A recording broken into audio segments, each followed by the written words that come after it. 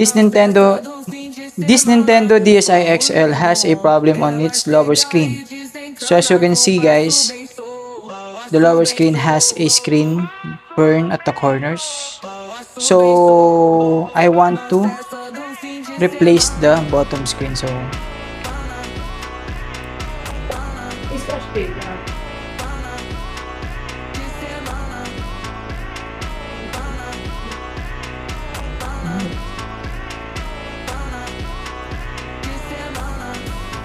So luckily, meron tayong nabibili online. So, ito, bumili tayo ng LCD para dyan sa baba. Buksan natin. Let's open it.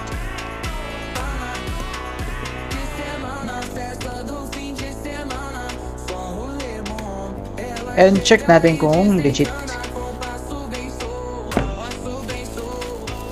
Safe ang pagkaka-repack.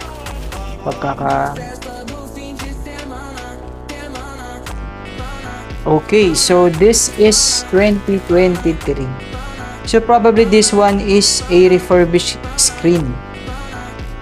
As you can see, may mga scratches na siya dito sa labas. So probably this is a refurbished one, pero okay lang naman as long na okay yung screen niya. So malalaman natin yan once na may install na natin dito sa ating Nintendo DS Lite. So DSi XL. So, subukan na natin install.